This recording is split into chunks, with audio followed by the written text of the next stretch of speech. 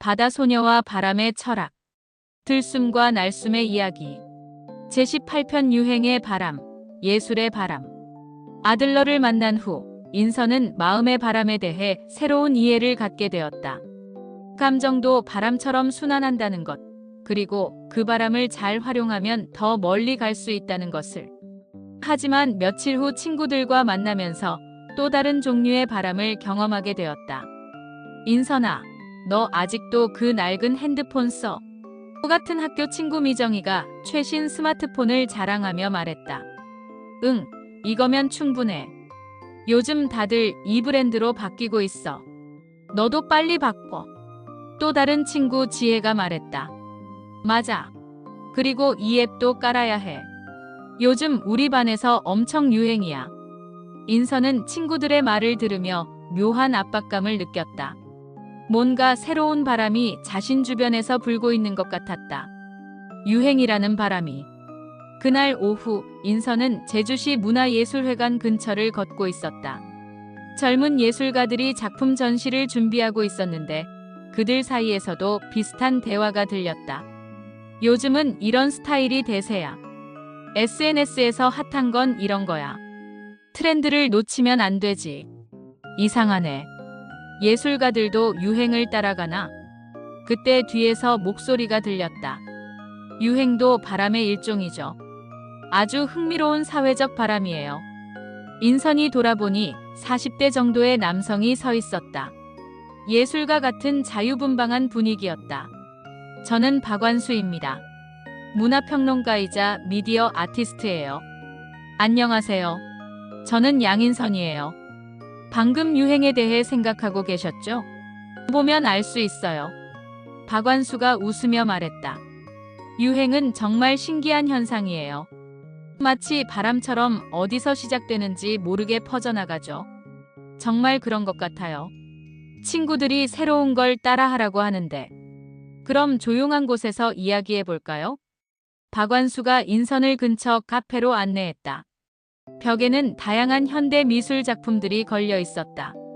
유행을 바람에 비유하면 정말 재미있어요. 박완수가 말했다. 어떻게요? 바람이 고기압에서 저기압으로 이동하듯이 유행도 문화적 압력 차이 때문에 생겨요. 박완수가 설명했다. 누군가 새로운 것을 시도하면 그 주변에 관심이 집중되죠. 마치 저기압이 생기는 것처럼. 그러면 다른 사람들이 그쪽으로 몰려가는 거예요. 신기해요. 그리고 유행도 바람처럼 방향이 있어요. 서구에서 동양으로, 도시에서 시골로, 또는 그 반대로 흘러가죠. 그때 또 다른 목소리가 들렸다. 유행의 심리학도 흥미로워요. 옆 테이블에 앉아있던 여성이 대화에 참여했다. 20대 후반으로 보이는 패션 디자이너 같았다. 저는 김소영입니다. 패션 디자이너예요. 안녕하세요. 김소영이 설명했다. 사람들이 유행을 따르는 이유는 소속감 때문이에요. 다른 사람들과 같은 것을 가지고 싶어 하는 심리죠. 그럼 나쁜 건가요? 박완수가 균형 잡힌 시각을 제시했다.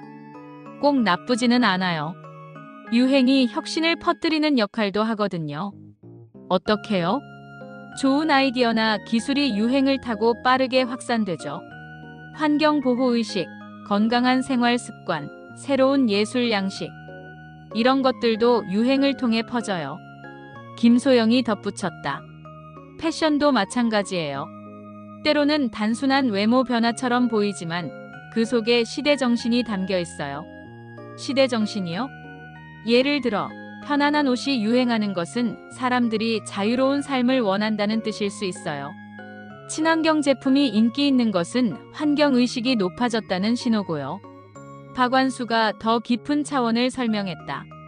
하지만 여기서 중요한 건 진짜 바람과 가짜 바람을 구별하는 거예요. 가짜 바람이요? 인위적으로 만들어진 유행이 있어요. 기업들이 이익을 위해 마케팅으로 만드는 거죠. 김소영이 구체적인 예를 들었다. 매년 새로운 색깔이나 스타일을 올해의 트렌드라고 정하는 것 같은 거요. 자연스럽게 생긴 유행이 아니라 의도적으로 만든 거죠. 그럼 어떻게 구별해요? 박완수가 조언했다. 진짜 바람은 지속성이 있어요. 그리고 의미가 있죠. 반면에 가짜 바람은 금방 사라지고 별다른 의미도 없어요. 예를 들면요. 김소영이 설명했다. 환경을 생각하는 패션 트렌드는 계속 이어지고 있어요. 하지만 단순히 특정 색깔만 유행시키려는 건 금방 잊혀지죠. 그때 세 번째 목소리가 들렸다. 예술에서도 마찬가지예요.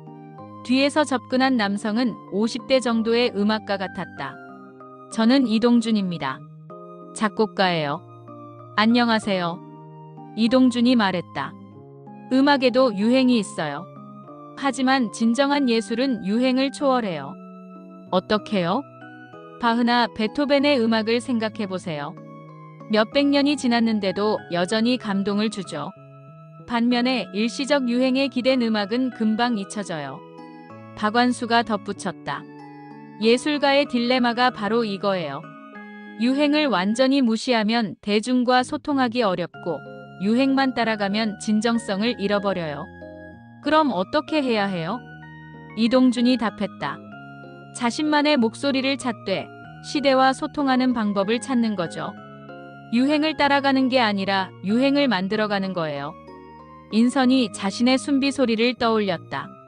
제 순비 소리도 유행과 관련이 있을까요? 세 명이 흥미롭게 바라봤다. 박완수가 먼저 말했다. 순비 소리는 아주 특별해요. 유행을 따라하려고 해서 나는 소리가 아니라 자연스럽게 나는 소리니까요. 김소영이 덧붙였다. 그리고 개인마다 다르죠. 진정성이 있는 거예요. 이동준이 음악적 관점을 제시했다.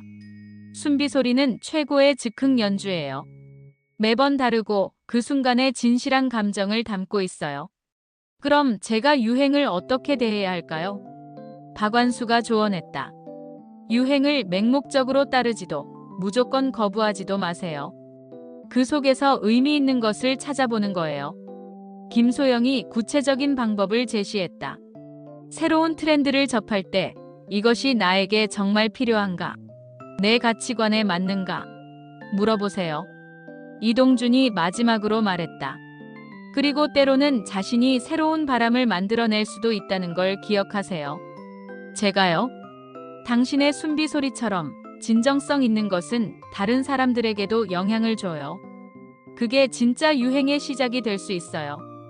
해가 저물어가고 있었다. 세 명의 예술가가 인선에게 각각 선물을 주었다. 박완수는 작은 스케치북을 주었다. 자신만의 아이디어를 기록해보세요. 김소영은 천연 소재 팔찌를 주었다. 진정성 있는 아름다움이에요. 이동준은 작은 녹음기를 주었다. 자신만의 소리를 기록해보세요. 그들이 떠난 후 인선은 받은 선물들을 들여다봤다. 모두 유행을 따르는 것이 아니라 자신만의 것을 만들어가라는 메시지가 담겨 있었다. 그날 밤 인선은 완전히 새로운 관점을 갖게 되었다. 유행이라는 바람도 자연의 바람처럼 복잡하고 다면적이라는 것. 그리고 그 바람 속에서 자신만의 방향을 찾는 것이 중요하다는 것. 다음 날 친구들과 만났을 때 인선은 당당하게 말했다. 나는 내 스타일을 지킬 거야. 유행이 나쁜 건 아니지만 나에게 맞는 것만 선택할 거야. 친구들은 처음에는 의아해했지만 인선의 확신에 찬 모습을 보고 오히려 감탄했다. 물질을 할 때 인선은 이동준이 준 녹음기로 자신의 순비 소리를 녹음해봤다. 후이 순비 소리가 나왔다. 이제 그 소리가 단순한 호흡이 아니라는 것을 알았다. 그것은 유행을 따르지 않는 진정성의 소리이고 자신만의 독특함을 표현하는 소리이고 새로운 바람을 만들어낼 수 있는 창조의 소리였다. 바람이 불어왔다. 그 바람 속에서 새 예술가의 목소리가 들리는 것 같았다. 진정성 있는 것이 가장 아름답다. 자신만의 바람을 만들어라. 인선은 미소 지으며 바람과 함께 춤을 췄다. 이제 그녀는 바람을 사회적으로도 문화적으로도 예술적으로도 이해할 수 있게 되었다. 그리고 모든 바람 속에서 자신만의 방향을 찾는 법도 배웠다.